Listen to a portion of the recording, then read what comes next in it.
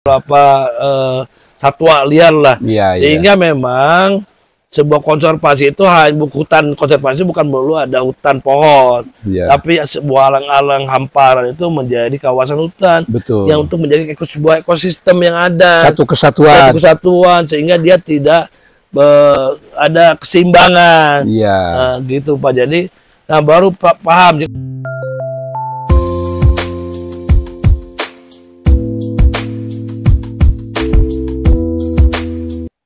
Bismillahirrahmanirrahim. Assalamualaikum warahmatullahi wabarakatuh. Waalaikumsalam warahmatullahi wabarakatuh. Sampurasun. Sampai. Luar biasa. Kita juga kedatangan tamu yang luar biasa. Beliau dari Balai Konservasi Sumber Daya Alam, dan nanti tentunya beliau akan memperkenalkan siapa beliau. Kita ngobrol sharing aja dalam rangka kian sebagai wahana untuk perekat silaturahim ini, Pak. Silaturahim, tak kenal maka tak sayang, malu bertanya sesat di kamar. Baik, para pirsawan sekalian, kembali podcast Ngopi Bareng Abah John di Kampus Peradaban Pesantren Tahfidz Jadul Ulia, kemudian camping ground dan Resto de Lebi. Kita sama-sama membangun peradaban berkeunggulan komparatif dan kompetitif.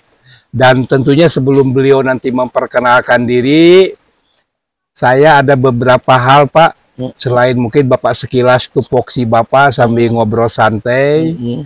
Kemudian juga ini masalah kekeringan sekarang ini, kemarau panjang. Kita nggak bermaksud menyalahkan kemaraunya. Karena itu sudah sunatullah. Tapi sering terjadi krisis air. Kemudian juga terkait dengan itu kerap menyebabkan walau alam apa penyebabnya, hutan Bapak kebakar gitu ya. Nah, itu juga barangkali di sini ada sebuah fenomena menarik. Kadangkala motifnya itu nggak diketahui.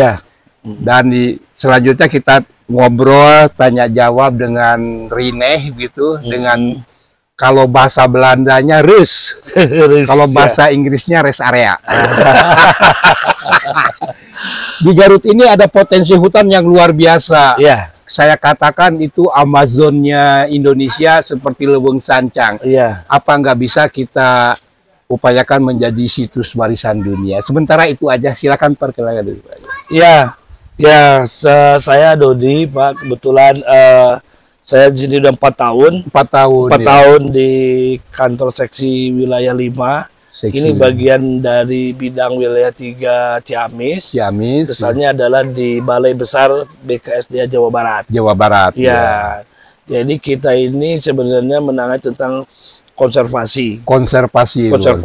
Jadi kita dalam rangka pengelolaan kawasan hutan konservasi, baik di institunya maupun juga kita pengelolaan dalam rangka peredaran satwa dilindungi. Wah, luar biasa. Jadi ada di institunya kawasan, di eksitunya adalah satwa-satwa peredaran satwa. Seperti itu. Nah, sebelum lanjut, Pak, masyarakat belum tahu itu in situ itu apa, ex situ itu apa. In situ itu di dalam kawasan hutan. Jadi in situ. Kalau di luar kawasan hutan kita namakan ex situ. Di ex situnya seperti itu. Jadi kan satwa itu kan ada di kawasan hutan, Pak. Betul. Semua satwa yang di dalam kawasan hutan konservasi dilindungi. Macam-macam kan satwa itu, yang ada primatanya, ada burungnya, ada mamalianya, kan kayak matul dan sebagainya. Nah, itu kita semua dilindungi. Ada juga memang ada beberapa di luar eks itu disebut dengan ada penangkaran. Ada lembaga konservasi LK itu kayak kebun binatang, taman satwa. Cikebulan itu juga bagian dari lembaga konservasi. Ada juga memang penghobi satwa. Ada juga yang memang dalam tanda kutip ilegal adalah perdagangan satwa lindungi. Itu juga kerap kita temuin di beberapa media sosial maupun di luar media sosial. Seperti kukang, Bu, ya. Nah, seperti kukang, misalkan ada jual beli kukang. Nah, itu kan kukang itu dilindungi. itu tidak boleh. Tidak boleh. Tidak boleh ada jual beli, memelihara atau memiliki, menguasai tanpa izin. Tanpa izin. Tanpa izin seperti itu. Iya, iya. Nah, kemudian Pak, supaya hutan ini nggak terbakar atau kekeringan, ada seruan untuk masyarakat. Iya, jadi memang kita musim kemarau ini kemudian udah 3 bulan ini nggak hujan ya. Iya, betul. 3 bulan nggak hujan. Memang kami di Konservasi Wilayah 5 di seksi wilayah, memang kami itu ada anggota sekitar 25 orang, Pak. 25 orang. 25 orang dibagi dengan 4 resort pengelolaan. Iya. Resort pengelolaan ada di resort Papandayan, resort Kamojang, resort Telaga Bodas, iya, dan resort Lubeng Sancang. Nah, itu membawahi masing-masing kawasan. Iya. Nah, kami dalam rangka mengantisipasi kemarau ini, kami memang melakukan patroli deteksi dini. Deteksi dini. Jadi anggota kami ya memantau titik api sambil membawa peralatan. Jadi kalau ada titik api segera untuk memadamkan apinya kan gitu. Nah, memang terjadi kebakaran di Gunung Guntur yang kurang lebih kita hitung itu sekitar 56 hektaran. Wah, luar biasa, 56 hektar ya. 56 hektar kemarin di Teluk itu memang ada faktor kesengajaan juga. Kemarin kita koordinasi dengan Polsek Tarogong Kaler, Pak Kapolseknya Pak Sena, juga koordinasi dengan kita bahwa memang di situ dengan hasil penyelidikannya, nah diketahuilah memang ada faktor-faktor kesengajaan dibakar. Untuk apa itu Pak kok dibakar itu? Nah, kalau kemarin sih memang dari penyelidikan kepolisian Kapolsek di Tarogong Kaler, memang itu pelakunya masih di bawah umur, Pak. Oh, di bawah umur. Mereka masih SMP dan memang tujuannya tidak niat membakar secara keseluruhan. Tapi waktu itu kalau hasil penyelidikannya, mereka ingin menghalangkan diri.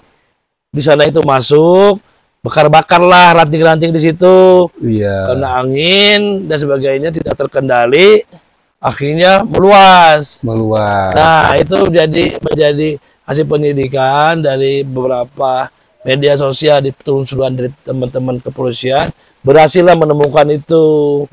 Dan kemarin sudah dipanggil, sudah dilakukan pemeriksaan. Ya, kewenangan untuk lebih lanjut saya serahkan kepada pihak kepolisian. Tapi kan di institusi Bapak juga ada PPNS, Pak ya. Betul. Tapi kita tos dulu, Pak. Siap. Alhamdulillah. Ini kalau Bapak kopi rasa teh nih. Oke, Pak. Nah, kemudian yang selanjutnya Lubeng Sancang. Bapak menyangkut Sancang. Bisa nggak itu diusulkan jadi situs warisan dunia kayak Wasur di Papua? Gitu? Ya sebenarnya Lubeng Sancang itu salah situs budaya Sunda, itu kan ada beberapa cerita-cerita. Betul ya. Sunda dengan Siliwangi, Kian Santang. Ya, Kian Santang. Ada juga cerita-cerita yang memang misalnya tempat bermukimnya Siliwangi dan sebagainya ya. Iya. Ya, kalau memang cita-cita itu secara sejarah tertulis memang tidak ada, Pak. Tidak ada secara tertulis. Kami belum menemukannya, cerita-cerita di masyarakat lah, gitu kan. Dan situs-situs yang ada di sana memang ada beberapa tempat kayak gua dan sebagainya kan. Ada. Tapi itu juga belum bisa membuktikan bahwa itu adalah mukim Siliwangi atau Prabu Siliwangi pada ke sana. Patilasan ya mungkin. Nah, tapi secara ilmiah nggak bisa. Belum ada namanya cerita yang pas atau mungkin apapun sejarah yang mengena di sana gitu loh, bahwa mengatakan bahwa itu ada Patilasan Prabu Siliwangi. Gitu loh. Nah, kalau memang ini sebenarnya kami juga sudah ke sana. Kalau memang itu ada bisa membuat bahwa itu sebuah budaya gitu kan, dari budaya yang bisa membuktikan secara ilmiah, secara sejarah lah gitu. Sejarah. Tadinya saya mau masukkan itu menjadi cagar budaya. Cagar budaya semula. Cagar budaya. Kan di sana juga tidak kemudian dalam kutip ada banyak orang-orang yang datang ke sana dalam rangka mungkin bertapa dan sebagainya lah. Ada juru kunci dan sebagainya di sana, Pak. Nah, itu juga ada di sana. Kami sudah berembuk sebenarnya dengan ada paguyubannya, Pak. Ada paguyubannya Sancang. Juru kunci. Kami di Berembung, kami meminta supaya memang kalau ini menjadi bagian dari sejarah atau budaya, dimasukkan, didaftarkan dalam suatu cagar budaya, sehingga keberadaannya menjadi legal. Betul. Nah, harapan kami seperti itu. Tapi ini kami juga minta nanti mungkin ke pemerintah Kabupaten Garut, mungkin ada ahli budayanya, atau ke universitas, di universitas yang ada, menggali. Ya, penelitian. Ya, melakukan penelitian, menggali di sana hubungan sejarahnya seperti apa. Wah, supaya ada identitas dan ada yang apa namanya budaya.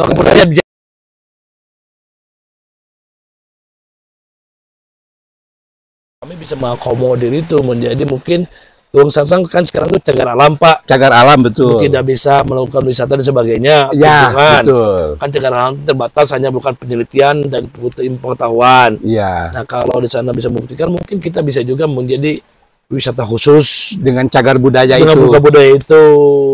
Tapi sampai sekarang ini memang belum ada sejarawan yang menggali ke sana. Kami juga belum menemukan itu sebuah situs yang bisa dipercaya atau seperti apa sehingga bisa diusulkan menjadi cagar budaya. Seperti itu, Pak. Tapi kan upaya ke sana Bapak sudah ada ya? Ya, kami sudah membuka cerita-cerita dengan tokoh masyarakat, sepuh juru kunci gitu kan, untuk menggali informasi dan sebagainya. Mungkin perlu fasilitasi pihak pemerintah daerah mungkin di dalam hal ini, Pak ya. Dinas Pendidikan dan Kebudayaan atau apa, sehingga bisa ya membantulah masyarakat atau membantu ini kalau memang itu menjadi sebuah cagar budaya. Iya, Pak. Sambil dulu, Pak. Siap. Ya, para pirsawan sekalian, ini ada sebuah potensi yang luar biasa. Sebuah celah, sebuah peluang yang bisa dimanfaatkan oleh Pemkab Garut menjadi destinasi wisata yang berskala nasional dengan adanya upaya Leuweung Sancang ini menjadi cagar budaya. Nah, mudah-mudahan pirsawan sekalian, dan insya Allah saya juga ini akan sharing dengan Pak Wakil Bupati, dengan Bupati, dengan Sekda, bahkan mungkin turunannya ke Kepala Dinas Pariwisata dan Kebudayaan. Bagaimana nih peluang Leuweung Sancang dijadikan cagar budaya? Apa bisa kita upayakan bersama? Dan saya yakin ini nggak bisa hanya oleh BKSDA, karena ini melibatkan stakeholder atau pemangku kepentingan lainnya. Nah, sambil minum, Pak. Kemudian juga kita sama-sama bagaimana Leuweung Sancang ini tetap lestari ya, karena menurut pemahaman warga setempat, ini nggak tahu resmi, nggak tahu tidak, ada Sancang 1 sampai 7 katanya, Pak. Itu walau alam. Sancang itu sebenarnya bukan hanya di Pamempek. Jadi yang disebut Sancang itu, kalau informasi di masyarakat adalah deretan dari Cianjur, Sukabumi ke sana, itu dulu bagian dari Sancang. Wah, itu saya baru tahu nih. Dari Sancang sampai ke Pangandaran itu adalah Sancang, Pak. Pangandaran juga Sancang. Ya, itu bagian selatan. Tapi mungkin sentralnya di Garut, Pak ya. Nah, sebut dengan ada namanya Leuweung Sancang ya di Cibalong, di Garut, di Garut. Iya. Kayak seperti ini lagu Halo Halo Bandung mungkin keliru, sebetulnya Halo Halo Garut karena ibu kota Priangan di Garut, Pak. Ya, ini ilustrasi. Kemudian di Sancang itu gimana, Pak? Apakah benar banteng Sancang udah punah? Nah, ini.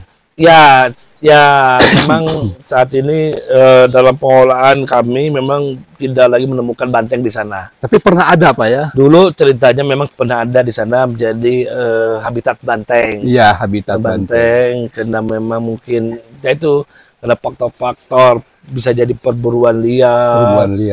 Ada faktor-faktor yang apa namanya alam juga, bisa juga ada faktor-faktor lainnya ya, yang menyebabkan kepunahan banteng di Leuweung Sancang.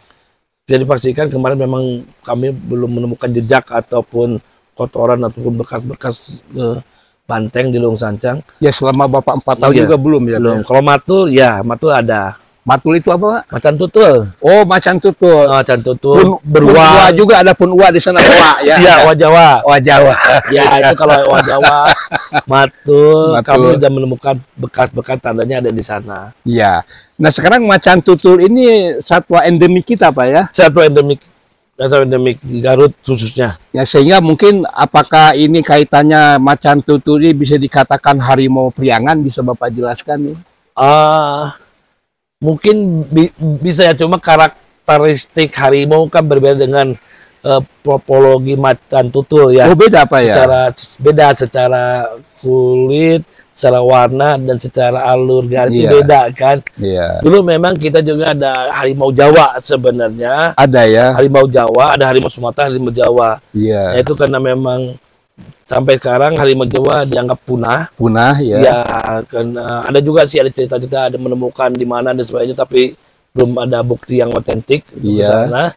Nah, ini juga gini juga, matul juga bukan warisan dari ya kita lah yang harus jaga lah Pak. Harus jaga ya. Itu endemik kita ya. Endemik kita, sehingga jangan sampai juga punah. Kemarin juga ada beberapa kasus kayak banteng Jawa, banteng di ujung kulon tuh di ada yang apa namanya perburuan marak sekali itu waktu itu kan beritanya, jangan sampai seperti itu, sehingga banteng Sumatera sebenarnya ada di Sumatera, jangan sampai di Jawa punah juga. Jangan sampai punah. Iya, apa namanya badak Jawa. Badak Jawa. Badak Jawa. Iya. Badak Jawa. Ada badak Sumatera, ada badak Jawa Pak. Iya iya. Nah, itu di Jongklon masih ada. Iya. Kemudian bagaimana Pak seruan ke masyarakat supaya macan tutul itu terlindungi gitu Pak? Ini sebenarnya yang paling penting adalah entong moro jangan menjadi pemburu. Jangan jadi pemburu. Iya, jadi begini Pak. Jadi memang banyak saya juga mentas ke sini. Waktu sini ada anjing-anjing geladak. Iya betul. Anjing-anjing pemburu. Nah itu yang menyebabkan itu akan hilangnya matul. Iya. Karena gini, contoh di Cisompet lah yang masih ada matul di kita. Semua juga ada di kawasan kita juga, di kawasan Papandayan ada, Kamojang ada, Telaga Bodas juga ada. Semua kawasan kita masih ada matul. Nah, cuma permasalahannya adalah perburuan liar ini. Berburu itu kan dia masuk cari babi lah kan, cari babi, cari apa menjangan dan sebagainya lah. Nah, itu masalahnya kalau itu babi menjangan pakan matulnya diambil oleh pemburu, matul mau makan apa? Betul. Jadi kalau matul masuk kampung teh salah-salah teh karena makanan diambil sama manusia. Ya harapan kita mungkin gini ya teman-teman atau masyarakat yang sekitar kawasan hutan ya kalau ada yang memburu, ada yang masuk bawa anjing, cegahlah jangan, atau kadesnya juga mengimbau atau melakukan apa namanya ya semacam pemberitahuan bahwa jangan melakukan perburuan di baik kawasan konservasi maupun di kawasan lindung Pak. Cisompet itu lindung Pak, masih bagus matulnya masih ada. Cisompet ya. Cisompet itu di zona mana itu Pak? Ya di kawasan lindung Pak, di hutan lindung memang. Ada di sana. Ada di sana hutan lindung di daerah sana, dan itu sering jadi konflik dengan masyarakat. Konfliknya adalah si matul itu datang ke kandangnya ke kambing atau dombanya si masyarakat, dan mereka membawa kambing si dombanya itu sebetulnya penyebabnya apa itu? Ya itu Pak tadi, karena memang mungkin pakannya yang tidak ada, sehingga mereka mencari pakan keluar. Ada di situ domba dikandangin dan mereka menjadi itu incarannya. Itu menjadi penyebabnya, atau memang terdesaknya habitatnya karena memang maraknya perambahan. Perambahan juga menjadi penyebab hilang habitat macan. Pak mau tinggal di mana kalau kawasan hutannya jadi kebun Pak? Betul. Kan gitu juga. Jadi juga menjadi faktor-faktor apa namanya populasi macan itu juga menjadi nanti terhambat, dan dia juga kan hilang. Tapi ada yang nggak pernah diganggu masyarakat Pak, trio macan. Nah itu beda konsumsi. Baik, nah sekarang Pak kembali ke satwa tadi luar biasa. Sambil ngalahin Pak. Ya insya Allah nanti kita podcast dengan trio macan. Insya Allah. Nah bagaimana Bapak menyikapi sedikit jelaskan konservasi itu apa, banyak yang nggak tahu sebetulnya. Kemudian satu lagi dikaitkan dengan lembaga konservasi Apakah benar Cikembulan Taman Satwa ini sebagai lembaga konservasi juga? Ya. Jadi sebenarnya konsep konservasi adalah konsep pelindungan. Pelindungan. Jadi mengkonservasikan, konservasi kawasan hutan berarti melindungi ekosistem yang ada di kawasan tersebut. Iya. Nah, namanya melindungi berarti kan namanya ekosistem ada saling berhubungan dan saling keterkaitan. Iya. Nah, makanya tadi saya bilang bahwa macan tutul perlu pakan. Pakannya itu mamalia besar kayak babi, kayak mencek atau kayak binatang lainnya. Kalau itu hilang akan terputus nih pakannya. Ini akan menimbulkan kepunahan. Itu juga. Jadi saling ketergantungan ini semuanya sehingga matul juga perlu tempat tinggal. Dia perlu hutan untuk ditinggal di sana. Perlu sumber air. Nah, sumber air juga perlu minum dan sebagainya. Jadi kan sebuah ekosistem itu kadang-kadang begini, saya juga lucu, kemarin datang ke kantor saya, Pak, katanya kan ini cerita bener nih, saya membuka hutan itu kan di situ nggak ada pohonnya Pak, cuma bakar belukar aja Saya bilang begini Pak, kalau semua hutan pohon, nah kayak kijang, makanya di mana saya bilang kan, kalau semua pohon kan perlu juga rumputnya untuk alang-ilalang. Kalau gitu kalau semua pohon, burung-burung mau bertelur di mana? Dibikin sarangnya. Kadang-kadang kan ayam-ayam hutan itu kan bertelur di situ juga. Babi juga cari, makanya di situ juga ada mencek, ada beberapa satwa liar lah.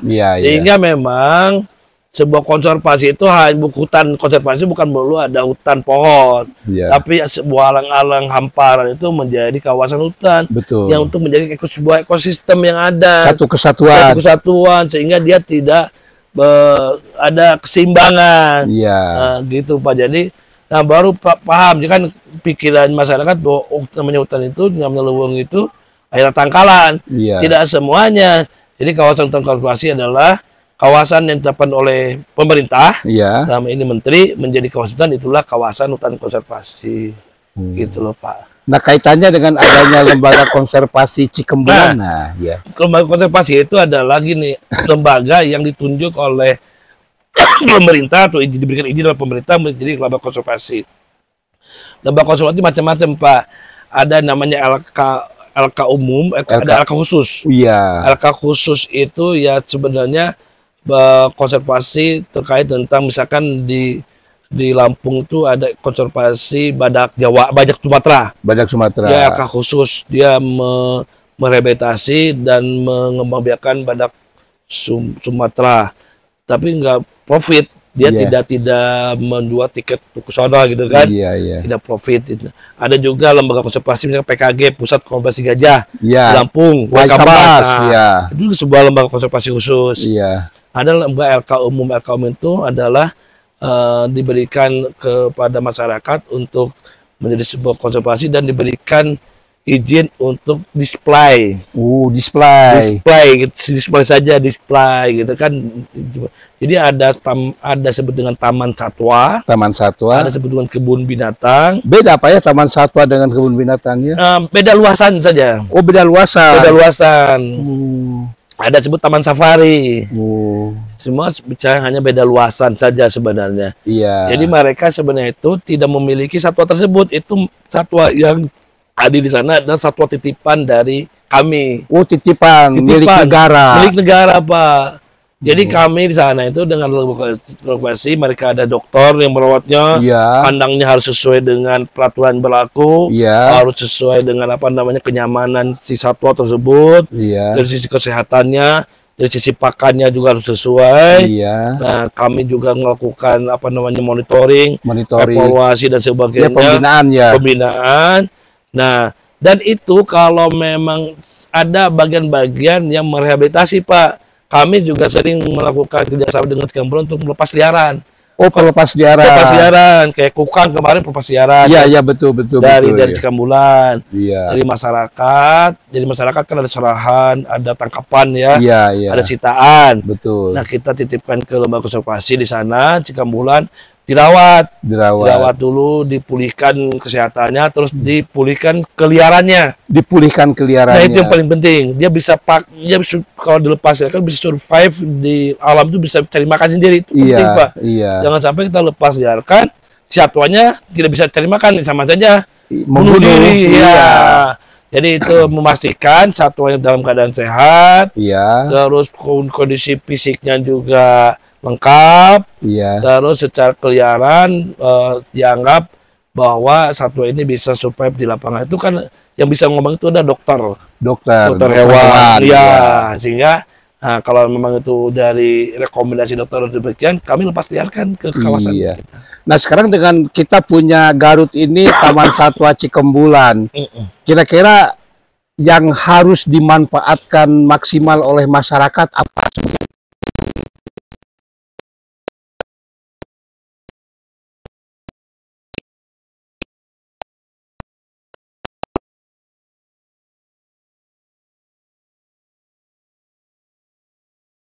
Dilindungi, sehingga ada rasa cinta dan rasa menyayangi satwa, itu edukasi. Kedua, bisa menjadi sumber pendidikan dan penelitian juga bisa beberapa tempat-tempat dokter yang meneliti tentang satwa tertentu, bisa juga di sana, misalkan ada kan sana kliniknya, kan seperti itu juga. Bisa juga jadi ajang wisata. Ya untuk lomba foto bagus. Wisata menggambar, Ada juga bagi ajang untuk juga masyarakat untuk mata pencarian. Iya, di sana kan juga tuh berapa puluh orang juga terlibat di sana. Iya, lagi pula kan multiplier efeknya itu bisa ikut dagang ya. Betul, ikut dagang, bajigur apa. Iya, terus hotelnya bisa hidup, ada pengunjung. Kulinernya bisa juga jalan. Banyak efek domino atau efek yang disampaikan. Delmannya bisa hidup, angkotnya bisa, betul. supirnya bisa jalan kan. Terus yang paling penting sekarang kan butuh pakan. Kayak jagung, sayur-sayuran dan sebagainya. Daging juga Pak. Daging juga. Jadi masyarakat juga bisa juga menyuplai makanan dari sekitar Pak, disuplai ke Cikembulan. Iya, jadi ada geliat ekonomi. Ada geliat ekonomi di sana. Ya itu jadi manfaat sebuah konservasi. Iya, jadi gini, konsep kita memang bahwa konservasi itu harus menimbulkan manfaat. Kalau nggak menimbulkan manfaat buat apa? Itu konsepnya. Tapi memang manfaat itu ada manfaat secara langsung, ada manfaat secara tidak langsung. Dari konservasi ini. Kalau secara ini manfaat secara langsung, udara ini dari mana sih adanya? Iya, dari pohon. Paru-paru dunia. Paru-paru dunia. Garut ini masih dingin Pak. Di Bogor saya dulu masih kecil dingin Pak. Sekarang udah panas. Bogor itu ya. Kenapa? Karena udah berkurang pohonnya, udah menghilang. Nah jangan sampai Garut seperti itu. Mari kita jaga kawasan hutannya, jangan dirambah, jangan dibakar, jaga satwanya jangan diburu kan gitu Pak. Ini yang paling penting, sehingga ada keseimbangan. Kalau memang rusak, alam juga akan marah. Contohnya banjir 2016 Garut, Tujuh Bandang. Kemarin baru-baru 2021 juga. Ada, 2022 juga banjir juga, Tujuh Bandang. Nah, kenapa? Ada yang ketidakseimbang, ada kerusakan di situ. Ya mungkin alih fungsi lahan juga, Pak. Nah, termasuk Bu. Jadi padahal Garut ini ketinggiannya di atas 1000 sekian, Pak. Betul. Amsterdam 20 meter di bawah laut nggak pernah banjir. Terus ini juga Hong Kong ini banyak tebing nggak pernah longsor. Ya barangkali kita harus belajar dari sana. Betul. Jadi pirsawan sekalian, dilanjut ngopinya Pak. Bagaimana Garut ini dengan status daerah konservasi ya bisa bernilai ekonomi. Tadi saya sangat tertarik dengan masalah sancang. Cobalah kita sama-sama bahu-membahu, tidak bermaksud saling menyalahkan. Ini kewajiban kita bersama. Kita dorong sancang ini menjadi cagar budaya. Sehingga saya pikir di Garut juga banyak ahli sejarah. Barangkali nanti salah satunya rekan saya Pak Warjita lah bisa tampil untuk menulis, untuk meneliti tentunya dengan akomodasi dari pemerintah daerah setempat. Baik, barangkali ada pesan-pesan yang mau Bapak sampaikan? Ya, intinya gini, kan musim kemarau ini kami mohon kepada masyarakat untuk berhati-hati dengan bermain api, Pak. Bermain api. Ya, bermain api. Ya. Biasanya membuka lahan di pinggir kawasan. Iya. Kalau memang terpaksa dibakar, ditungguin lah. Iya. Ditungguin. Kalau bisa ya jangan dibakar. Itu yang kena ini bahaya kebakaran juga ini dia cukup meluas karena masih musim kemarau. Itu yang pertama. Yang kedua juga kami menghimbau juga ke masyarakat coba untuk menghentikan berburu. Hentikan berburu di kawasan hutan konservasi ataupun hutan lindung pun. Iya. Karena satwa-satwa di sana juga butuh kehidupan dan satwa-satwa itu bagian dari kita, Pak. Bagian dari kita, Pak. Bagian dari kita. Mereka itu bagian dari kita. Bayangkan kalau mereka tidak ada, sumber ekosistemnya akan hilang, Pak. Burung pun siapa yang akan memberikan biji ke tanah kalau nggak ada burung, Pak? Betul. Ya kan? Siapa yang akan memberikan rasa adanya kenyamanan, kehidupan dan sebagainya? Satwa itu bagian daripada kehidupan kita. Daripada kehidupan. Iya, sebagai kehidupan kita. Jadi kita harus lindungi juga. Dan kepada masyarakat secara luas mungkin coba kalau bisa saya bahwa tadi itu 80% kan kawasan Garut ini adalah kawasan lindung. Iya, iya. Baik hutan lindung maupun hutan konservasi. Betul. Nah, pemanfaatannya secara bijak. Artinya bahwa hutan lindung bisa dimanfaatkan. Bisa dimanfaatkan. Secara aturannya adalah pengambilan getah dan buah. Iya, iya. Hutan konservasi tidak bisa dimanfaatkan, pemanfaatannya untuk wisata terbatas. Yaitu pun hanya di taman wisata alam. Taman wisata alam. Taman alam tidak bisa. Ya. Dia tidak dibolehkan untuk melakukan kegiatan bercocok tanam atau melakukan penanaman palawija di sana. Iya. Karena ya kalau itu dibiarkan akan menunggu kerusakan hutan. Kalau udah hutan rusak, tinggal tunggu bencana, kan seperti itu, Pak. Iya, siap. Nah, itu tambahan yang Bapak nilai penting juga bagi kita. Mungkin ada satu kesimpulan untuk closing statement, Pak. Ya, jaga hutan, maka hutan akan menjaga kita. Iya. Itu yang paling penting, Pak. Mari kita semua jaga hutan kita. Iya. Hutan, kalau jaga hutan, maka alam akan menjaga kita. Iya. Itu yang jadi mungkin itu sama dengan gini, kearifan lokalnya, hutan hijau bisa ngejo ya. Bisa. Iya. Ya. Hutan hijau bisa ngejo. Iya, itu dengan prinsip-prinsip ekosistem perlindungan dan sebagainya. Iya. Gitu. Demikian pirsawan sekalian, jumpa kita di podcast Ngopi bareng Abah John di Kampus Peradaban Pesantren Tahfidz Jadul Ulia, Camping Ground dan Resto de Lewi. Kita bangun peradaban yang berkeunggulan komparatif dan kompetitif, menyongsong hari esok yang lebih elok. Wassalamualaikum warahmatullahi wabarakatuh. Selamat berprestasi. Waalaikumsalam warahmatullahi wabarakatuh.